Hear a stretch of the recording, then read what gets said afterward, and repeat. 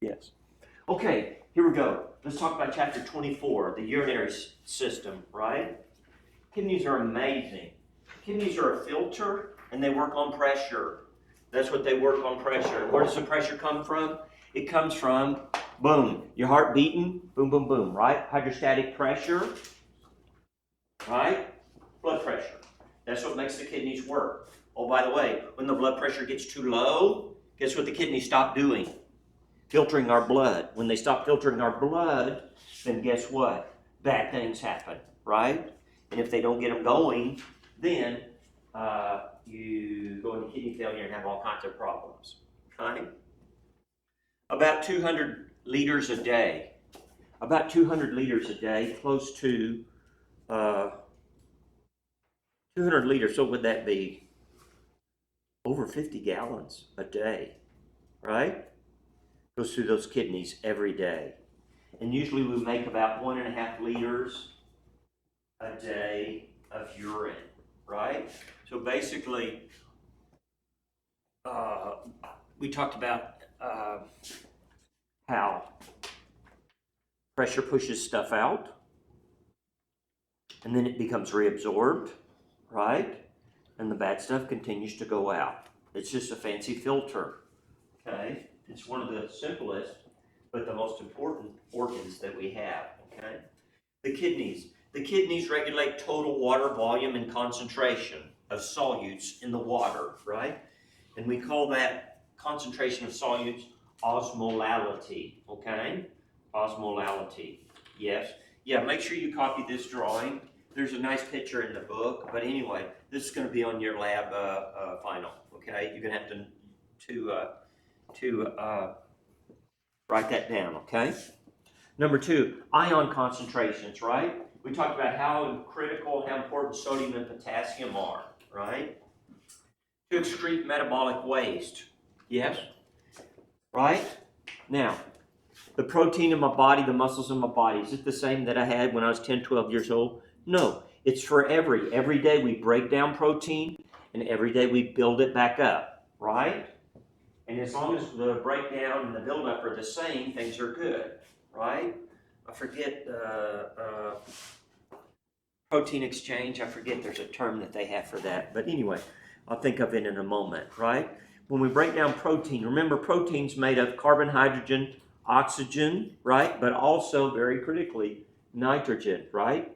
Got to have nitrogen, the amine group, right? The nitrogen and such, okay? And so when we break down those proteins, that amine group, the nitrogen basically, right? Nitrogen balance, that's the word I was looking for, nitrogen balance they call it, right? But what happens is we have to get rid of that, right? And the main chemical that it breaks down to is called urea, right? Urea, and oh, by the way, that's why we call it urine, right? Yes? Okay. Now, oh, by the way, the birds don't have a bladder, right? Right? So that's why you need to wash your car when the birds crap on your car, because that urea is acidic and will mess your car up. Okay? Right? So, birds. I had a bird. I love birds, little finches, yes, but they're nasty cleaning up after them. But anyway, the kidneys secrete EPO, right? EPO, erythropoietin. Remember we talked about that? It's a hormone, and it senses that there's not enough oxygen, and it makes your bones release more red blood cells. So the red blood cells goes up, right? Friday night, yes. I'm on the side of a mountain. I'm about 11,000 feet, yes. And not near as much oxygen as here in Dalhart, yes. So the kidneys were sensing that. EPO is going to go up. And my red blood cell count, right, is going to go higher. Hematocrit's going to go higher. And the very first time I go climbing during the season, it's really hard. And the second time it gets easier. And the third time easier. And this was the 4th trip I made this time. And I'm going next weekend. And I could rock and roll pretty good by now because I have some residual climatization because that EPO. Okay? The kidneys convert vitamin D to its active form.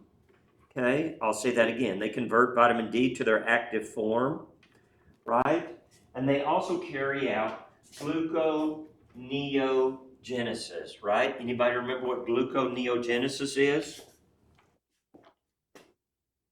Right? Remember, you starve yourself, you go on a hunger strike, you don't eat anything, yes?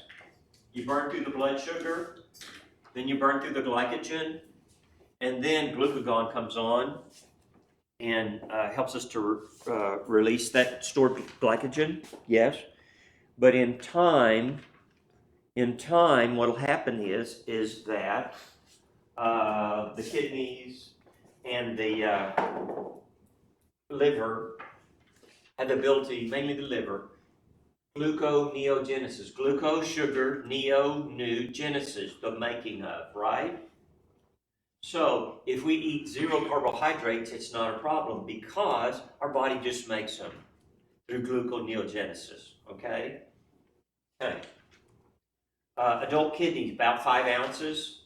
And let's talk about the kidneys. The kidneys set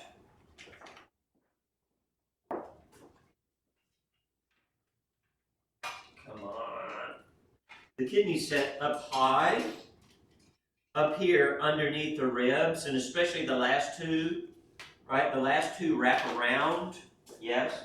They wrap around like that, and they're called floating ribs, yes? And their purpose is to protect it. Now, it seems like once a week I get somebody shows up, oh, I'm not sure, in my office, oh, I'm not sure, I think I might have a kidney infection. Well, where do you hurt at? Way down here? No, that's your lower back. If the kidneys hurt, it's much higher. Now, if you have a bad kidney infection or a stone, yes, it can hurt down there, but you will know. You will know, trust me, by that time, it's very bad. And you will be going to the ER or your emergency, whatever, first, okay? But people don't realize that the kidneys set high, right? Now, let's talk about the layers. Number one, renal fascia. Okay, fascia, however you want to say it, right? Okay, basically, we talked about the epimysium and muscles around, yes. Well, fascia is around those muscular layers, yes. And it helps to separate and to give structure to our body, okay? And this anchors the kidney. Number two, the renal fat pads, right? Oh, not pals, pads. Yes? Right here, yes? Right? Your love handles. What is that for? Yes? Have you ever fallen and bam, hit your ribs? Painful, right? But around those kidneys, there's a good amount of fat, and it serves as insulation, and it serves to protect them in case we fall, we get punched, we get hit, something right there. It's a protective mechanism, right? Now, you go on a hunger strike and you starve yourself for weeks and weeks and weeks, yes, the fat pad will go away, and we'll talk about that in just a moment. But anyway, the renal fat pads, yes? Okay. Number three, the kidneys have a fibrous capsule, right? The kidneys have a fibrous capsule around the outside, okay? That is to protect them from germs, yes? Now, think about this. If you are normal, if everything is good, your urine is sterile. There are no germs in there. Conversely, if you have germs in your urine, guess what you have? You have a urinary tract infection somewhere, right? You should not have germs growing in your urine, okay? So, the fibrous capsule, part of that is to protect the kidney from germs, okay?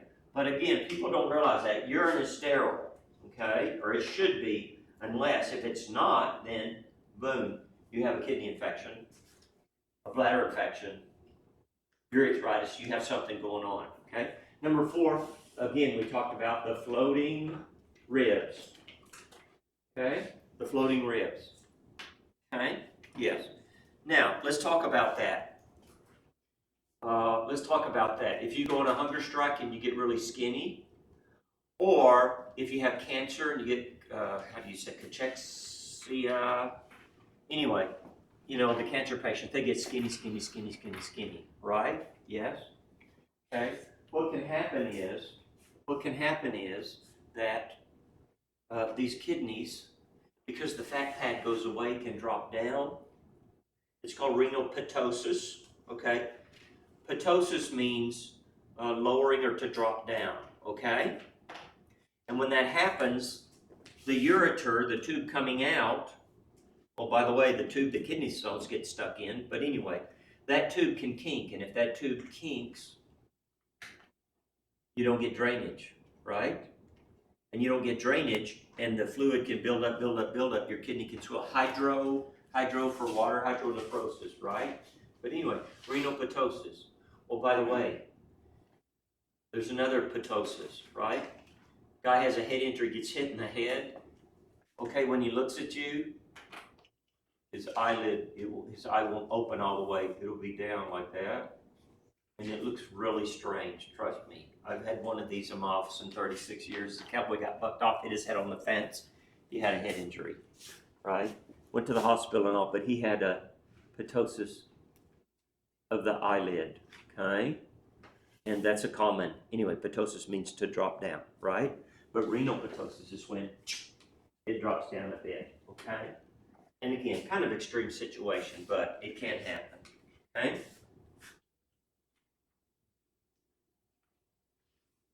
Okay, pyelonephritis, Pyelonephritis, right? Pyelonephritis, kidney infection.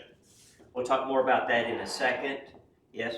Oh, by the way, who has more kidney infections, men or women? Women. How come?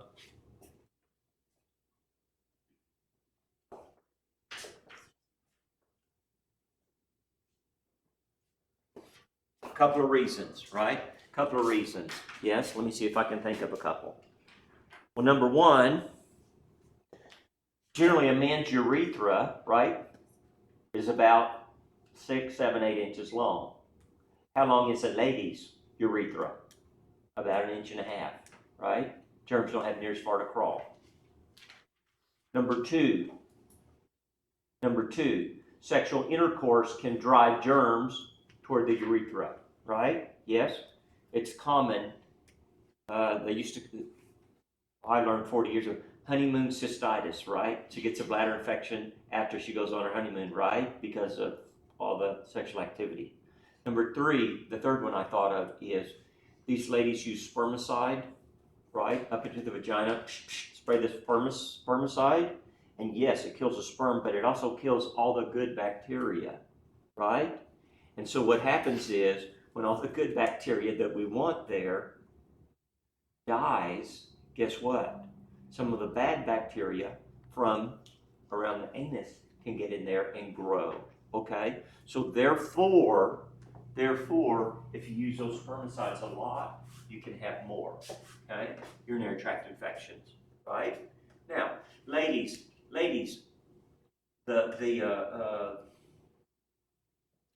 sorry to say the pelvic musculature, yes? When you have babies, you carry a lot of weight right here that you're not used to, and that puts a lot of pressure on those muscles that hold the bladder up, right? And so sometimes those muscles, those ligaments become damaged, right? Stretched out, right? And the bladder doesn't drain as good, okay? You can get ptosis of the bladder. But anyway, I'll think the other term for that in just a minute, okay? Finally, the last one, which I should have said first, right? When ladies urinate, they use tissue, and of course, they need to wipe from the front towards the back, right? If you wipe from the back to the front, you can drive germs from around the anus to the urethral opening, okay? So, improper bathroom. Hopefully you taught your children that, you were taught that, and you taught your girls that, to wipe from the front to the back, okay? The renal arteries, this is astounding. The renal arteries get about 1/4 of the blood out of the aorta, right? Well, let me explain what I mean by that. Right? You should know your anatomy of the heart, yes, and you know that left ventricle, systemic circulation, it's pushing that blood all the way around our body, and guess what? Of all that blood it pushes out, a fourth of it goes to the kidneys.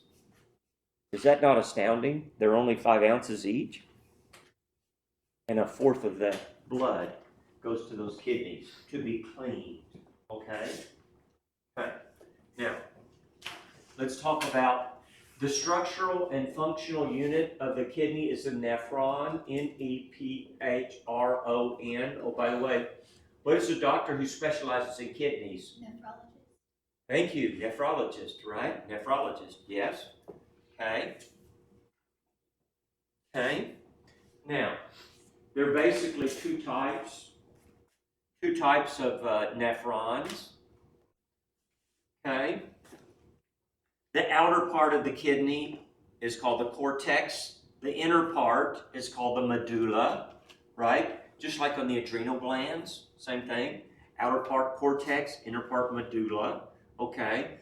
But, so you have cortical nephrons, and the cortical nephrons are the most common ones. They're out here around the edge, the cortex, yes.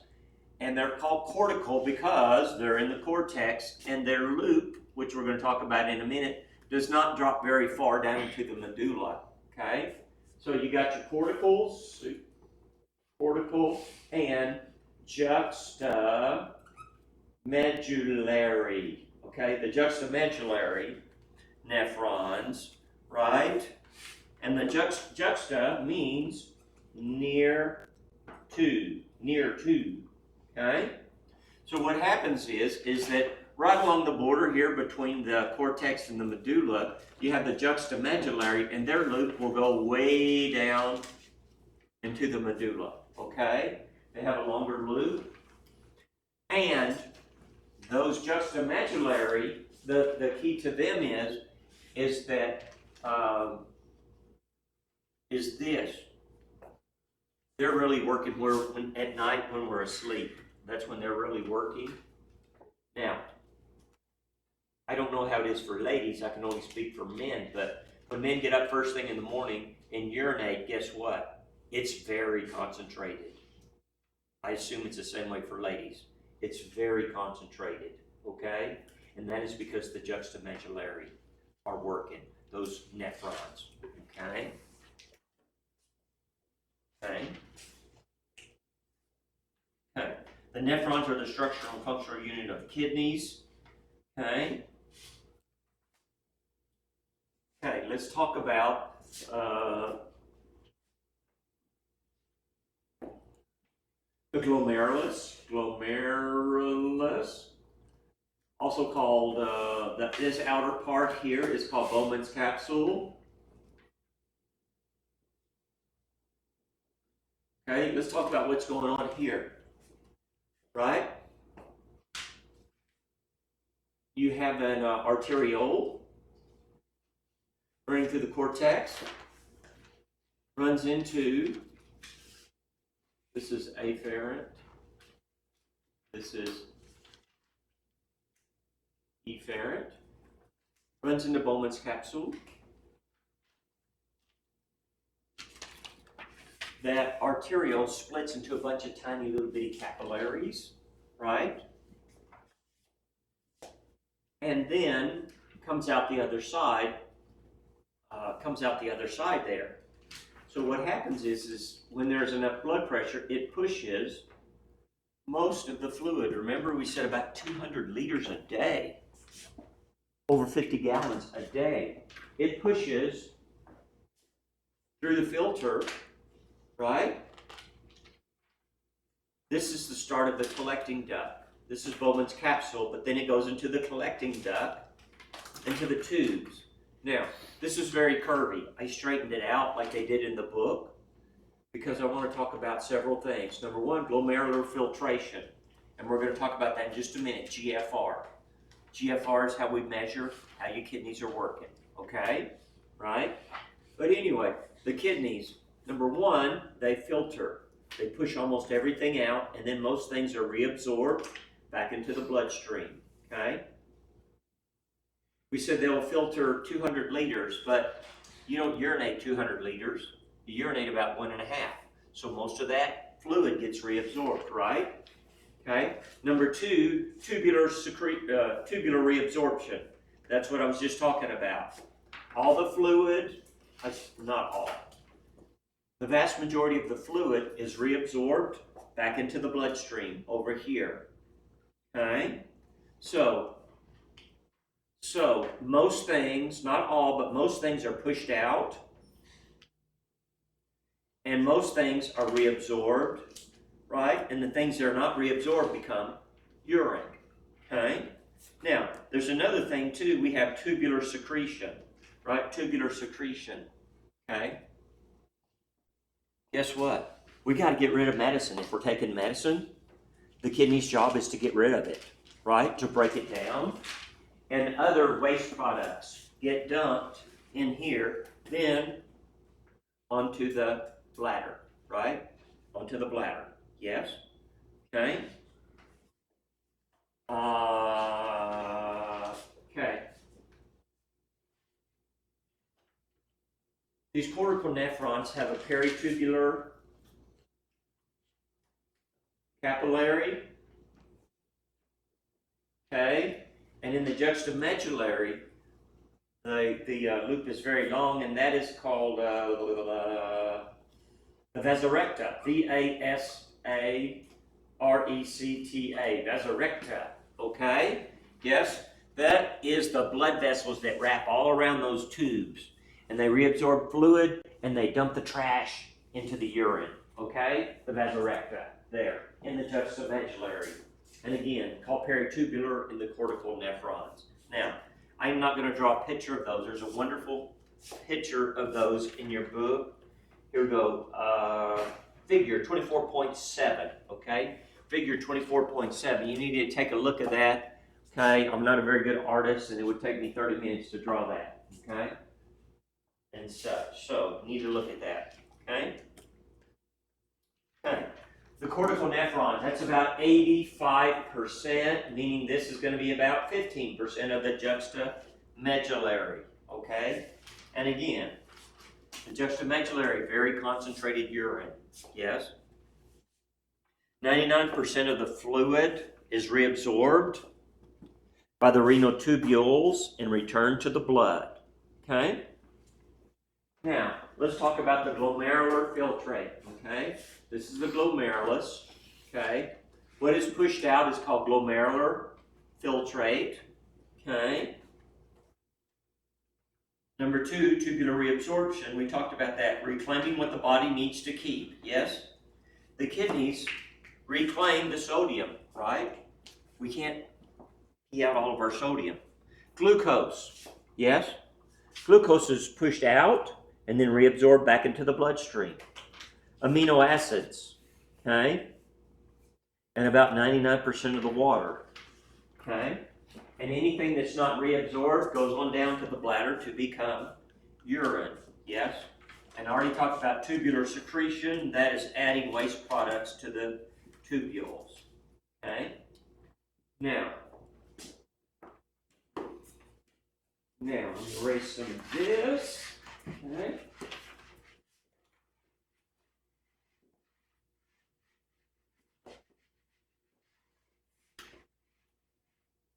Okay.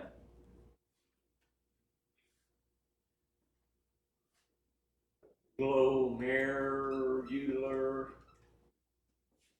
filtration rate. GFR. It's big. It's major. Okay? Okay? Now, again, I mentioned this a bit ago, but I'm going to say it again. The kidneys work because hydrostatic pressure. Hydrostatic pressure, basically blood pressure, and again, we said when the blood pressure drops real low, kidneys totally quit. They shut down. They don't work if the blood pressure is too low. Okay? Now, normal GFR, 120 to 125 mils a minute. Yes, okay? Okay, write that down, put stars around it. 100 to 125 mils a minute GFR.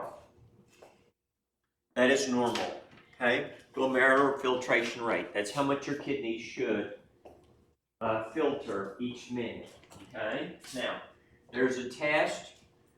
They give you a substance called, I believe it's called inulin. It's constant. They know how much they give you, and they wait so many hours. It takes 3 or 4 hours, and they're checking your urine to see how much ends up in the urine. Okay, and so they'll get your GFR from that. However, commonly what they will do is there's another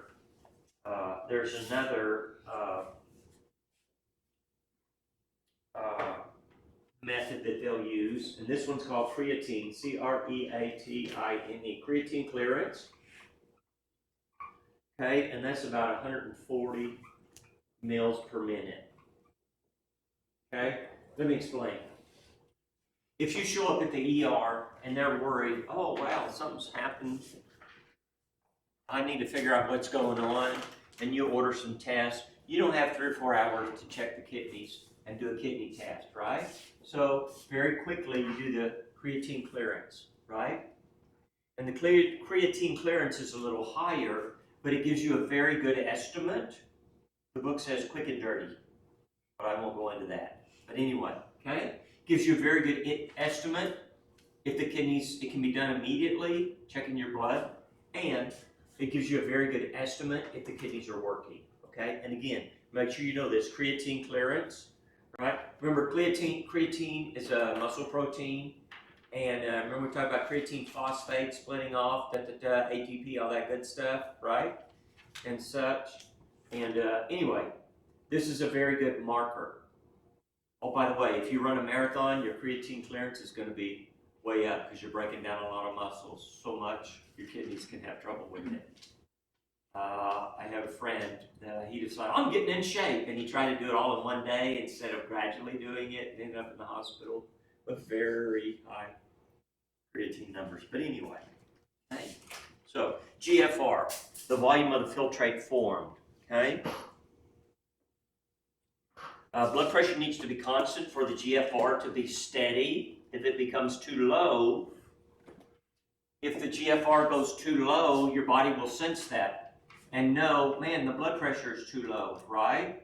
So then it will stimulate the renin, angiotensinogen, aldosterone, renin, angiotensinogen, aldosterone mechanism, right? Right, remember, kidneys, oh no, blood pressure's too low, right? Right? The macular cells, I believe it is, secrete the renin. The renin cleaves the angiotensinogen, that's a protein floating around in your blood at all times. And when it splits it, it activates it. There's a cascade, and it stimulates aldosterone. And you remember, aldosterone, save the sodium, key out the potassium, right? That's what happens. When we save the sodium, what happens to our blood volume?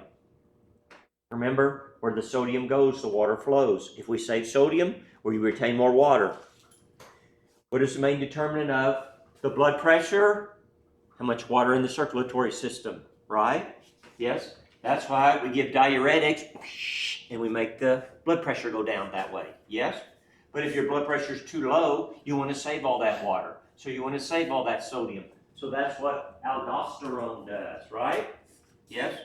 Oh, by the way, right? Aldosterone's got another friend called antidiuretic hormone, ADH, right? Also called vasopressin from the, not the anterior, but the posterior pituitary, right? Posterior pituitary has 2. ADH, oxytocin, only 2. Everything else comes from the front, right? Yes? Okay. Renin, angiotensinogen, aldosterone mechanism, right? We save the sodium, that means the water comes back in. That means our blood volume goes up. That means our blood pressure goes up. Hopefully our kidneys start working again, okay? Okay. Anuria. A-N-E-U-R-I-A, anuria, right?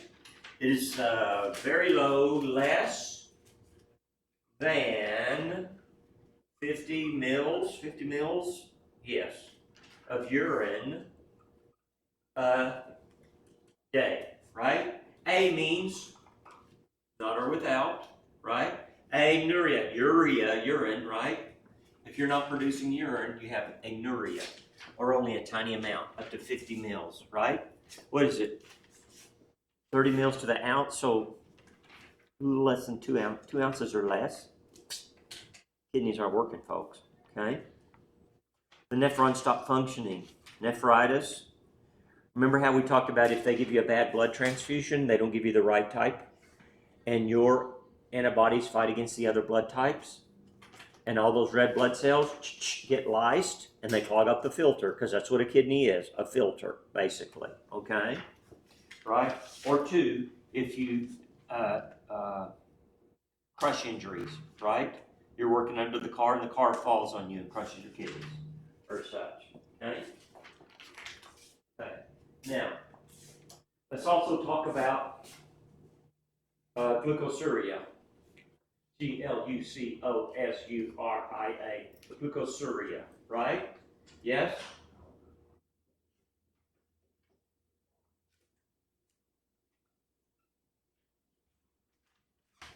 Right? This is the BS. This is the blood sugar. The blood sugar should stay behind the dam.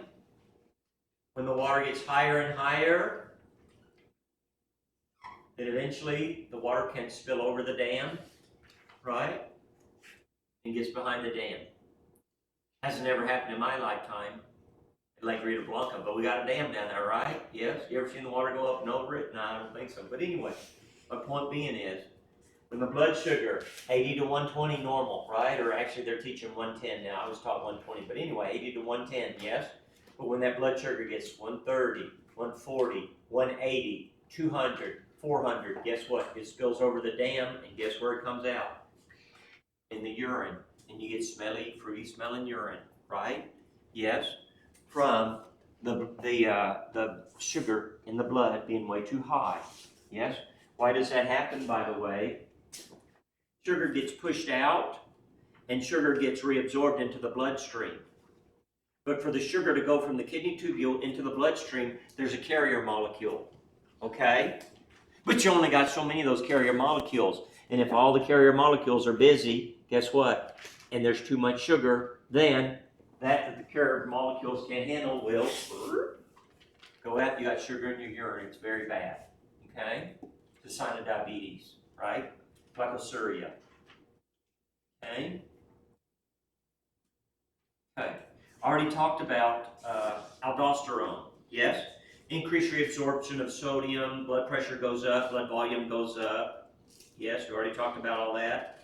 And also talked about make sure you get that aldosterone and anti-diuretic hormone, right? ADH. ADH has another name, vasopressin, right? Vasal for vessel.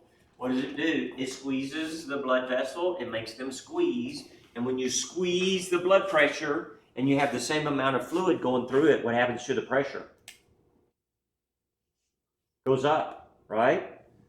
Blood vessels, smooth muscle, they're made of smooth muscle. When the smooth muscle does this, right?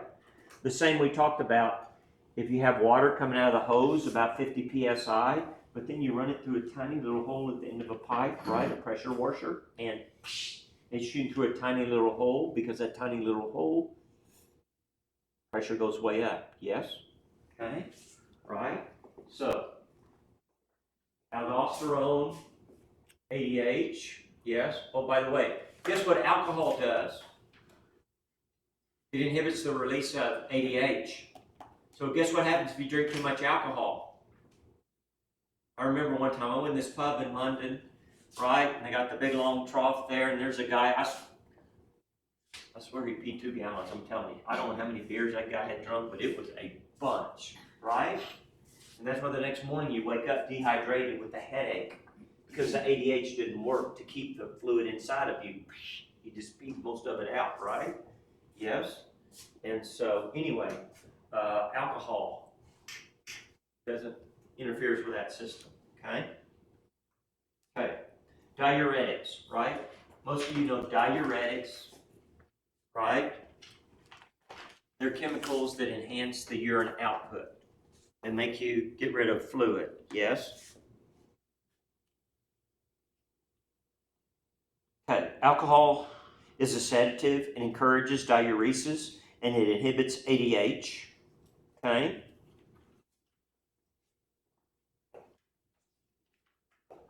Okay. Now, let's say here's a glomerulus.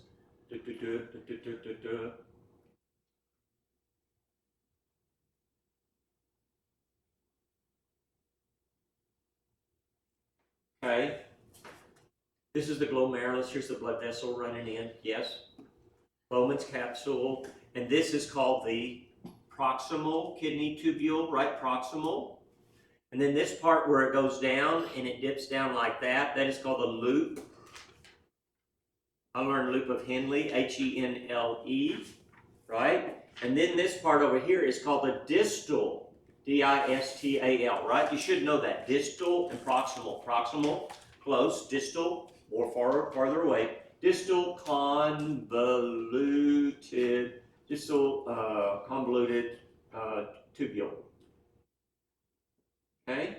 So, most of the time, a lot of the diuretics, they work on this distal convoluted tubule, and they keep it from reabsorbing, so you urinate more out. Okay?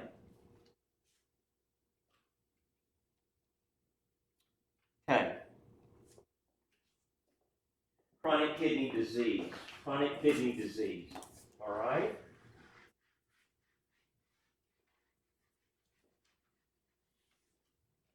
I forget the measurements. I used to know those, but I forget the measurements of how much it is. But basically, based on your GFR, you are assigned a number. Based on GFR, if your kidney function is down, chronic kidney disease, CKD, and it goes 1, 2, 3, 4, 5, and they will say, depending on your GFR, oh, you're in stage 3 or you're in stage 4. Okay? Now, normally, what happens to our kidney function as we get older? It decreases. Our kidney function goes down as we get older for several reasons. Not in everyone, but in a lot of people, most people, the kidney function is going to go down. That's why it's very critical to preserve your kidneys, right? What does diabetes do? Kills your kidneys, right? It's way bad. Clogs your arteries in your heart. Yes? So diabetics, what do they have trouble with? Heart disease, kidney disease, right? Most people who go on kidney dialysis, how come? Because they're bad diabetics. Okay, that's why. Right? Okay. So, okay. Chronic renal disease, less than 60 mils per minute. Chronic kidney disease, below 60 GFR. Okay, and again, they say stage 1, 2, 3, 4, 5. Okay, and that is why commonly diabetics, if they go see their doctor every 6 months, he's checking their GFR to make sure their kidneys are not going down, down, down, and such. Okay. GFR, nitrogen waste builds up in the blood. When that nitrogen waste builds up in the blood, the pH becomes more acidic. Okay. Now, what is the leading causes of chronic kidney disease? Okay. Number 1, okay, 44% type 2 diabetes. Number 2, 28%, 28% hypertension. Right? I didn't mention that. High blood pressure. High blood pressure kills your kidneys. It's real simple. High blood pressure kills your kidneys. It's too much pressure on the filter. And the filter breaks and gets tiny little holes in it. And when it gets holes in it, it doesn't work very good, right? Okay. Number 3, repeated kidney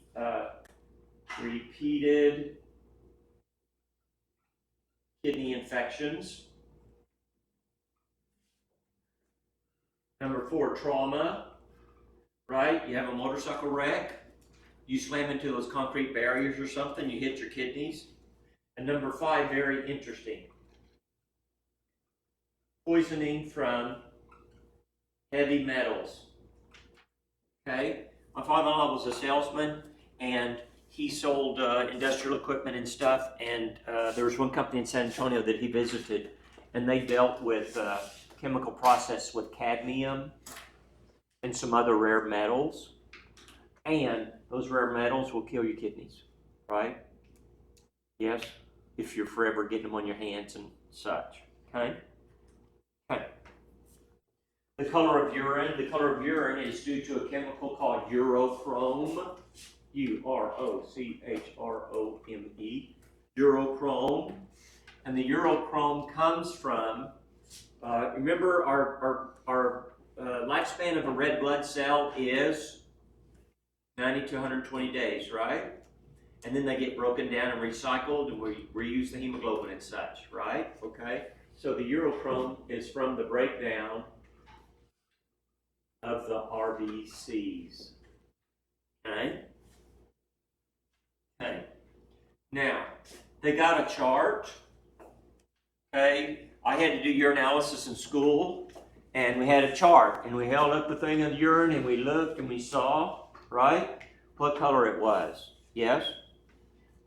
Now, they called it straw. That's the color we wanted it. If you were drinking a whole lot of fluid, it would be very dilute. It would be almost clear, right?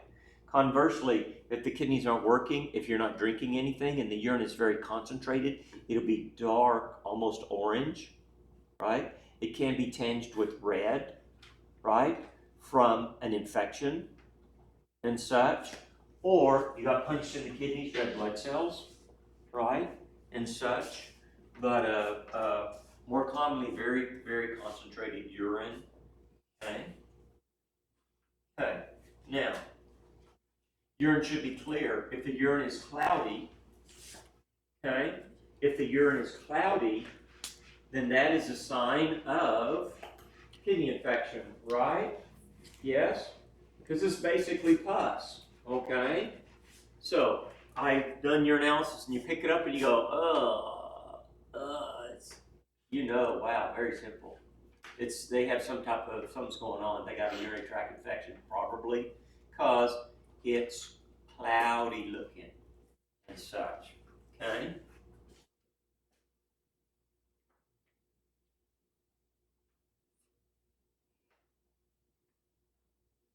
Okay. Odor, right? If you got sugar in your urine, right? That's why they call it sugar diabetes, right? Then your urine smells fruity. And oh, by the way, there is a ton of drugs that make your urine smell really bad. Very common side effect that make your urine smell really bad. Drugs, certain ones, okay? Now, the pH of urine, the pH should be about 6.0, but we're going to say 4.5 to 8, yeah, 8.0, right? Okay, let's talk about that. If it's textbook normal, pH 6.0, what does that tell you?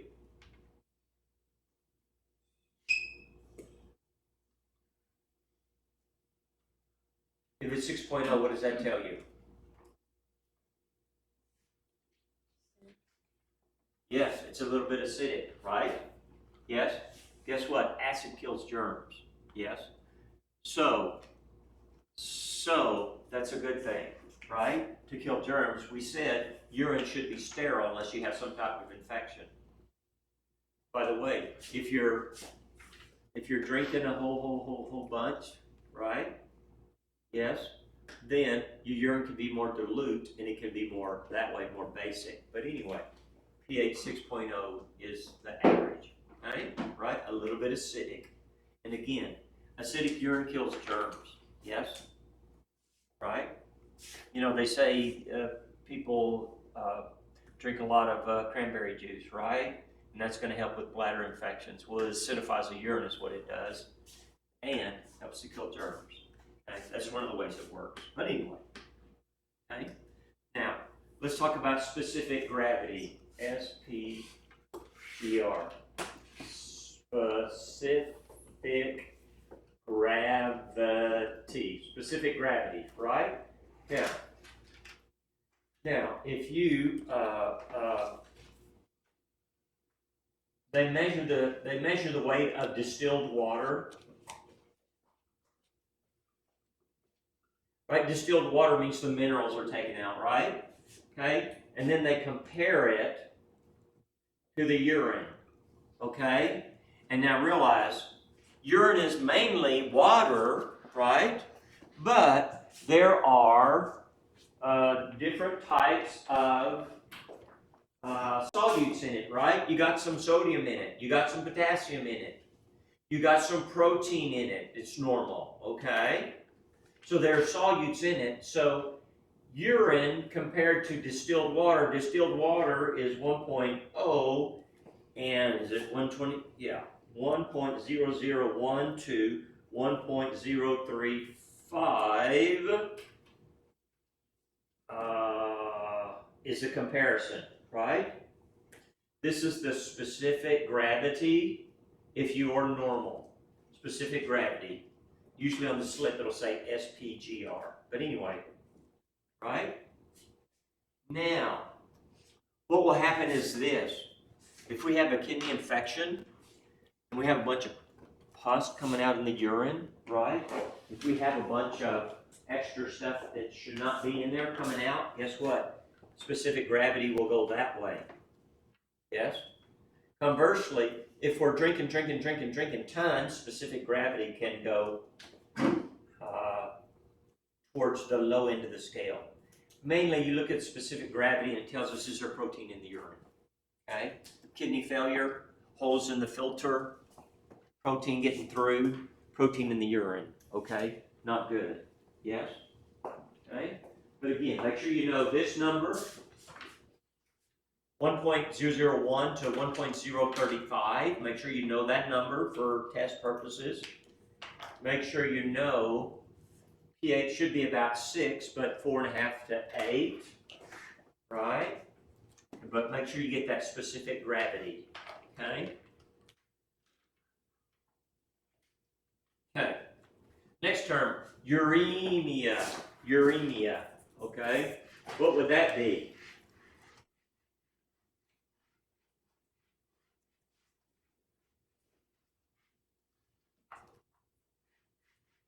How about blood in the urine? Yes? uremia, okay? Blood in the urine. Yes? Right?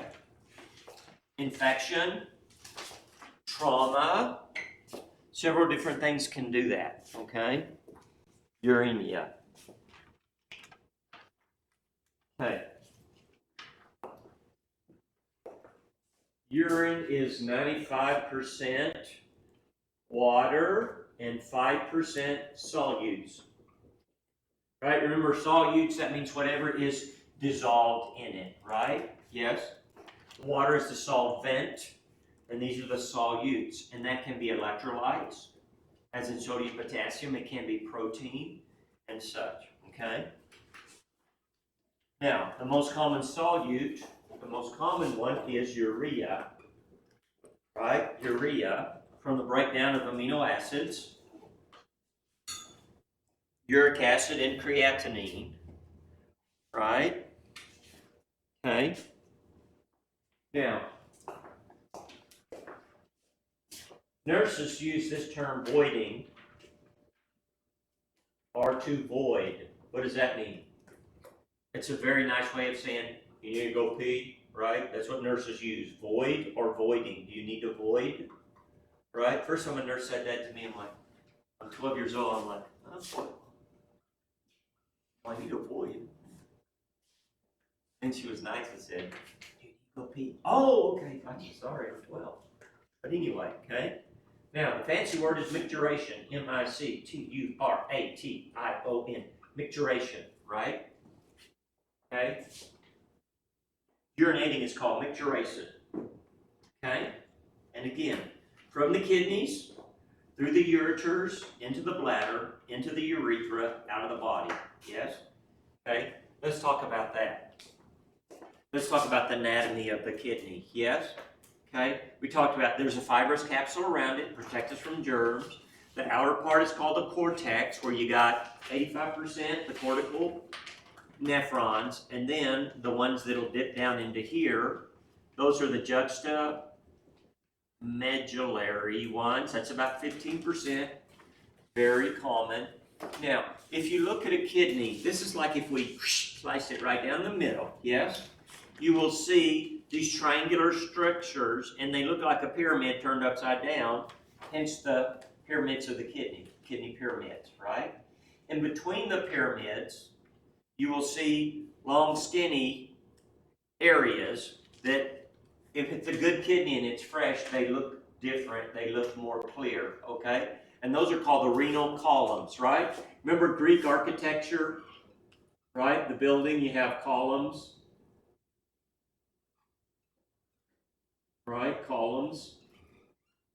Yes, go to Rome sometime. Go to Ostia Antica. They're just laying there on the ground. They're just piled up. It's amazing, you know. And you know, oh, by the way, those were holding up a building at the time of Christ, and now they're just laying on the ground. They did stack them up, though, right?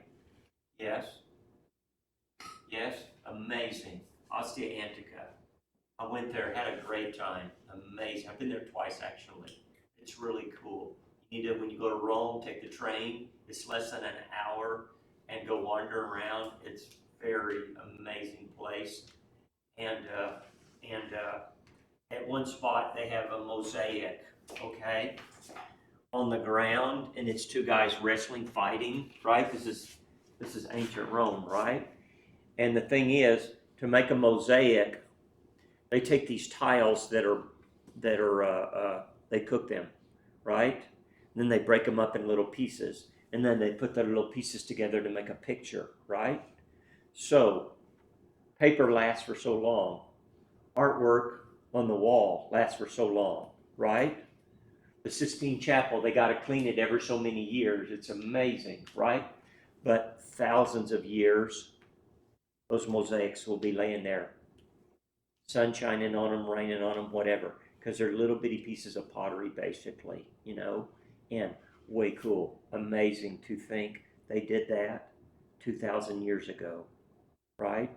Yes, right? Ostia Antica was where Rome was, but then gradually with flooding and this and that, it moved further and further and further inland to where it is now.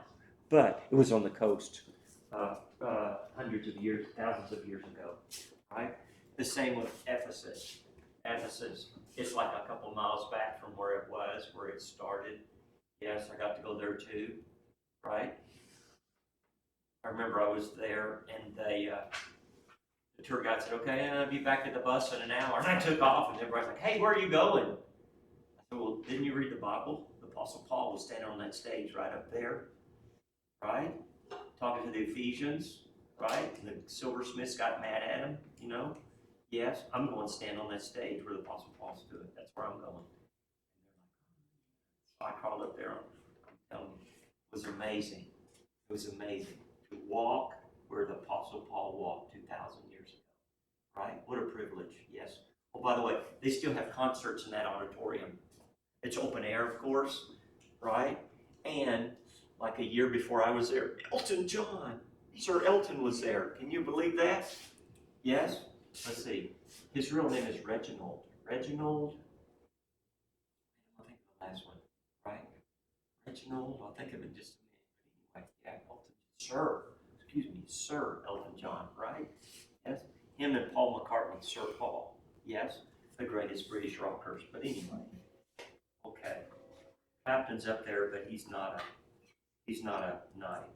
He's not a sir. Okay? Kidney stones. Kidney stones are called renal calculi. R-E-N-A-L-C-A-L-C-U-L-I, right? Renal for kidney, renal calculi, yes. And most of them are less than about 5 millimeters. And it's common, they say we have kidney stones all the time and we pass them unless they get too big, right? Common, they'll be trapped here, right? This is the renal, this area here is the renal pelvis, right? And these little loops here are called calyces, and this one up here is the major and the minor calyces down here. Calyx, or plural calyces, I believe is the way you say it, right? Basically, the urine drains down into the renal pelvis, into the ureter, into the bladder, through the urethra, out of the body, right? And what happens is, commonly we'll form stones in here, and if they get too big and they get lodged in the tube, they block the tube, and they cause tremendous pain, and it's usually a very deep pain, okay? Now, I've had one or two in the last 36 years that showed up at my office, and they were having a kidney stone. I gave them adjustment, it didn't help them, but I told them, I'm a little worried that you might be having a kidney stone, and sure enough, that's what the deal was, yes. But anyway, okay? We'll talk about a little bit about that in just a moment. Let's see. Okay. Kidney stone, they say it's worse than having a baby. Can cause excruciating pain. Yes? Now, that is why it's important not to let yourself get dehydrated. Okay? It's very important not to get yourself dehydrated, especially when it's hot. Right? Because when you get dehydrated, then sometimes stones have a tendency to move, okay? Or the opposite. I had a guy in my office, he was a custom harvester coming through town. I have several of those every year. I'll see him once a year. Hey, how's it going? What's up? New tune-up? Yeah. So anyway, and that particular year, we had lots of rain. And so you can't cut the crops when they're all wet, right? So what do? Right? It's a bunch of young, studly guys, right? So they sit around, play poker, and drink a lot of beer. We drank so much beer, he dislodged the kidneys. And anyway, really funny story the way he told it. But yeah, okay? So drinking too much could possibly have the same effect, right? Okay, what are the treatments for that? Number one, they'll reach a wire up here and crush it and pull it out. Number two, they put you in a big tub called a lithotripter, right? And it's ultrasonic, and they'll put protection over your ears and break the kidney stone up so it'll come out in pieces. Again, sometimes they can reach up and grab it and pull it. One of my friends, his wife just had that, and they put a shunt in there so that the urine could get past the stone, and a couple of days later they went in with a thing and broke it up. And so that way she could urinate out the pieces, right? I think there's some medication that they use that's supposed to help with that, right? Okay. My thing is, especially too, if it runs in your family, if anybody in your family's had kidney stones, you better watch that and not let yourself get dehydrated, right? Okay. The bladder. The bladder, right? Shaped like this, two ureters coming in, right, into the urethra.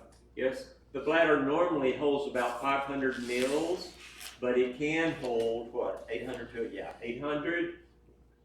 to 1,000, right? Now, too, remember the bladder, that very special epithelial tissue called transitional epithelium.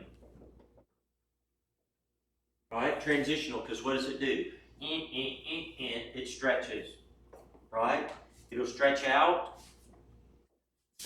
This cell is this long, and then when the bladder gets full, it stretches out like that, and then after you urinate, it goes back to being like that, yes? Transitional epithelium, okay? Very important too. When you need to urinate. Don't hold it for long periods of time. I remember one time I worked in the hospital, and they had a little old lady in there, and her mom had brought her in, And she's like, oh, she hasn't peed in 24 hours, right?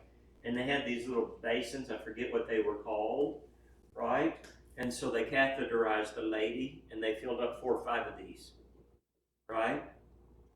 And she screamed when they catheter, but all of a sudden, whoosh, here comes the flood, and they filled up 4 or 5 of these. It was like way over a gallon. And the thing is, if you stretch your bladder out too much, you can possibly have problems. It's not gonna, the transitional epithelium is not gonna work like it should. Now this lady was in her middle 80s and stuff, but yeah, it was a, right? And especially with the Alzheimer's patients too, sometimes they don't know. They see that, or they feel that sensation, they need to urinate, but it doesn't register up here. Oh, by the way, I need to urinate, right? Me and you would go, oh crap, man, I gotta go eat, right? But anyway, yes. Okay. Again, the urethra, the tube past the bladder that exits the body. Yes. Again, men 1.5 inches. Pardon me, got it backwards. Men about 8 inches, 6 to 8, and women about 1.5 inches. Yes. Okay. Ladies too. Not to be crude, but after sex, go to the bathroom, go pee, wash those germs out. Okay. You're much less likely to get a urinary tract infection. Men, oh, by the way, too. Yes, it's a good idea. But anyway, okay. We already talked about most UTIs in women because of improper toilet habits. Sexual intercourse drives bacteria from the vagina and the external genitalia towards the bladder. Okay, 40% of women get UTIs. Okay, usually if a man, it's a big deal. Usually men don't get near so many. I'm 60 years old. I've had 1 urinary tract infection when I was 12 years old. I still remember it. Okay, so men don't get near as many. And if they do, then something's happening to their bladder. They're not emptying their bladder. They probably have a prostate the size of a grapefruit, right? Yes. I'm up to a peach. I'm not to a grapefruit yet. But anyway. Okay. Urethritis. Urethritis.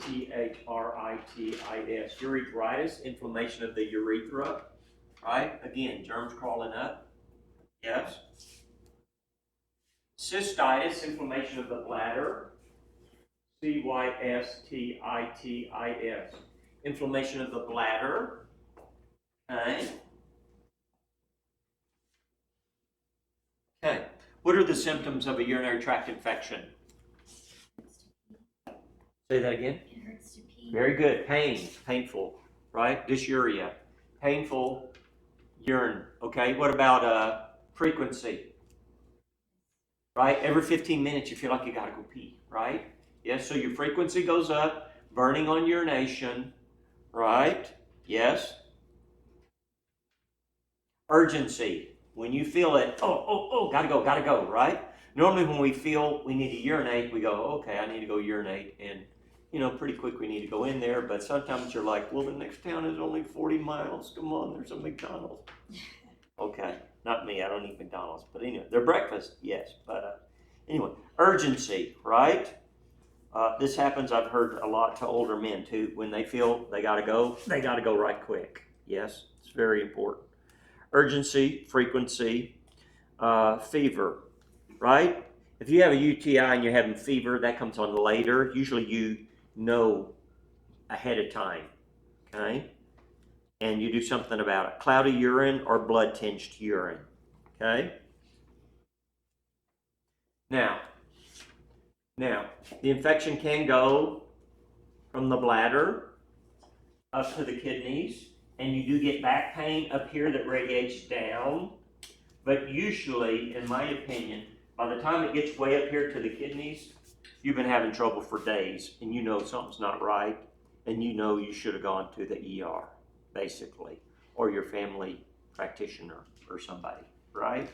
Yes? And they say, too, if you have a bad kidney infection, it can give you a bad headache. Okay? Again, to me, that's a late sign. And that somebody that shows up like that, they've had trouble for days and didn't do anything about it. Okay? How many of you know men don't like to go to the doctor? Right? How many of you know men are stubborn? I know some ladies too, but anyway, because I'm married to one. But anyway, all right? Yes? Okay? Okay.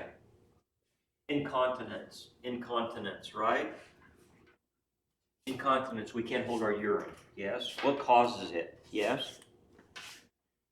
Many times the muscles of the pelvis, right, that hold the abdominal organs become stretched when we are pregnant, right? I guess when ladies are pregnant. I'm not a believer that men can, the liberals are trying to tell us that, but sorry, I went to school and facts is facts, right? Okay? Cause weakened pelvic muscles following childbirth, okay? And again, pressure, just literally pressure of 10, 15, 20, 25, 30. I went to school with a lady that gained like 80 pounds with her pregnancy. That's not good. But anyway, okay? Physical pressure during pregnancy, and also too, autonomic nervous system. Problems with the autonomics sometimes will give you problems. Yes? Okay? Now, there's another thing called stress incontinence. Yes? Okay, stress incontinence. When you do a Valsalva maneuver, when you cough, when you sneeze, right? When you laugh real hard, yes. My wife's sister, right? Yes, we don't see each other that often, but we have a good time when we do, you know, and she'll start laughing and I'll crack a few jokes and she'll be doing this. She's laughing so hard, all right? Stress incontinence, yes. I've been a member of the family for 35 years, so you know. Anyway. Sudden increase in intra-abdominal pressure, right? Laughing, coughing, a Valsalva maneuver basically forces urine through the external sphincter. Okay? Urinary retention, we'll talk about that in the last chapter. Men, their prostate gets bigger, it squeezes on the urethra, and their stream, when they're urinating, is not very strong and such. They have no pressure, and they have trouble emptying their bladder all the way. I have some trouble with that. You know, you don't empty the bladder all the way. So a man my age, it's very common. Over half of us have that trouble.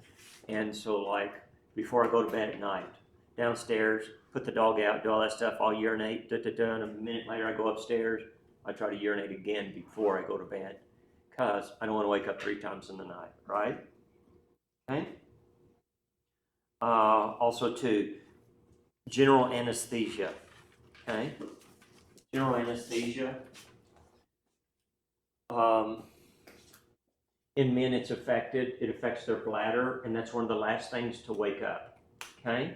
When I'm like 20 years old, I'm working in the hospital. I had 4 teeth cut out all at the same time. They knocked me out under general anesthesia. They ran about 3 or 4 bags of IVs in me, and I woke up, and I'm doing okay, and it's cold there. And I tell the nurse, I gotta go pee. And so she brings me a steel urinal. You know, they don't want germs to grow in the recovery room, so it's very cold in there. So she hands me a steel. No, that didn't work. No. Yes. And so finally, about an hour later, I think my bladder's going to explode and this and that. They're like, don't worry, we'll take you by the bathroom on the way out, you know. So sure enough, on the way out, my brother came and picked me up. They take me in there and I sit down, and it took like 15 minutes, and I finally peed a gallon, and I didn't know. 30 years later, I learned that, oh, by the way, in men, that's one of the last things that wakes up from anesthesia in men. That's why I had that experience when I'm like 20 years old and such. But anyway, okay? Alrighty. Now, here's the thing. People don't understand how precious their kidneys are. Okay? This is what's so amazing. We don't have 1 kidney, we have 2. Guess what? We can live on 1/2 of 1 kidney. We have 4 times as much as we can get by on. Okay? But It's very critical. It's very important to take care of your kidneys. How do you do that? Right? What's the main thing that damages them? High sugar in the blood. Yes, I know. You get fed up with me saying it. Type 2 diabetes, right? High carbs. Okay? Number 2, uncontrolled high blood pressure, right? It's very important. Control that blood sugar. And another thing you realize too, okay, they go, well, okay, you're a type 2 diabetic. Here, take this medicine, and it'll lower your blood sugar. What does the medicine do? Most of it shoves the sugar in, makes you produce even more insulin, right? You produce even more insulin, what happens? You get even fatter, right? It's very common. You put a diabetic on insulin, they gain weight. And then the doctor says, oh, you need to lose some weight to get weight from the medicine. I'm serious, right? And the solution is, what makes your blood sugar go up? Putting things that break down to sugar in your mouth. That's what makes it go up, right? Yes? Non-starchy vegetables, do they make your blood sugar go up? Yeah. Meat, does meat make your blood sugar go up? Nah. Eggs? No. Cheese? Not hardly. No. What makes it go up? Carbohydrates. And the worst is the simple carbohydrates. Okay? White bread, white flour, all the junk food, right? All the chips, all that stuff makes the blood sugar go up. So, as a general rule, the more you can control that blood sugar and keep it down by not, right? One of my heroes is Dr. Jason Fung. He's a nephrologist. He got so fed up. He said, I treated all these type 2 diabetics. Their kidneys were failing. They got worse and worse and worse. I gave more and more and more medicine. And he said, and then they died, right? And so now he treats with fasting and low-carb diet, right? Yes? Because the genius is, wow, don't put stuff in my mouth that makes my blood sugar rise. My blood sugar will not rise. And the way they treat it is, oh, here, take this medicine. It'll lower your blood sugar. The high blood sugar is a symptom and does not do anything, right? You still get the heart disease. You still get the kidney trouble, right? You want to protect your heart and your kidneys. Don't put the sugar in your mouth, right? It's not that complicated. It's not. Even the American Diabetic Association, who gets all the money from the food manufacturers, has said, well, that's a viable, low carb is viable now. And the head of the ADA is a lady, and she admitted last year, oh, I'm a low carber myself. I don't like taking all that medicine, so since I'm a low carber, I have to take very little medicine now, and I just control it with diet. Astounding. Amazing, right? Yes? And what's going to happen is, American Heart Association is going to admit this, and the American the Diabetes Association too, right? But what's going to happen is it's going to take 10 or 15 years. Why? What's the hardest thing to get someone to do? What is the hardest thing to get someone to do, especially men? Say, I'm sorry, I was wrong. Right? That's the hardest thing. Yes? And the ADA is going to have to say, sorry, we were wrong. Don't put all the sugar in your mouth. You won't raise your blood sugar if you don't do that. Yes? Right? Alcohol too. Alcohol too. Now, there's one other thing I will finally mention, and that is this. Medications are hard on your kidneys. Your kidneys have to break it down, the kidneys and the liver. Okay? Now, don't get me wrong. I'm not anti-medication. Medication saves people's lives. It's very important. Okay? Many diseases are treated with it. But realize this. Your kidneys have to break it down and get rid of it. As we get older, our kidneys don't work so much. So it stays in there longer. Okay? The effect is cumulative. So throughout your life, you do your best to take as little medication as you can. Right? Yes? Now, I'm laying on the side of the mountain this weekend with a splitting headache at about 4 o'clock in the morning, laying in a mud puddle, right? Because it's raining. Yes? And I took some aspirins, right? So I occasionally use the medication, but don't get me wrong. As much as I can, as little as I can, for as long as I can, because I want to preserve these kidneys. Yes? Because going to dialysis 3 times a week, I've had patients that had to do that. It's no fun. It dominates your life. You have to go over there 3 times a week and it takes 4 hours, and they stick you and they run the blood out and they run the blood in. It's not good, right? And you don't want that to happen to your partner, right? Because then when that happens to them, it dominates your life, right? Yes? One of these days I want to retire. I want to travel the world. I'm going to ride my motorcycle from the very top in Alaska all the way to North America, South America, to the tip. I'm going, right? Yes, but I can't do all those things if I trash my kidneys, right? If I have heart disease, I can't do that. See, right? I want to go climb Mount Kilimanjaro. Yes. My partner, Kurt Presley, my first climbing partner, right? He climbed the Matterhorn. I can't wait. I could have gone with him, right? But it cost back then $5,000 or $6,000. I had 2 little kids like that needed shoes. Oh, honey, I need $5,000-$6,000 to go climb the Matterhorn with Kurt. Yeah. No, baby needed a new pair of shoes. Right? Yes. So, but someday I'm going. It's going to cost more than $5,000 or $6,000. But anyway, I'm doing it. Right? Don't trash your kidneys. Very important. Okay. See y'all tomorrow. Right? Yes.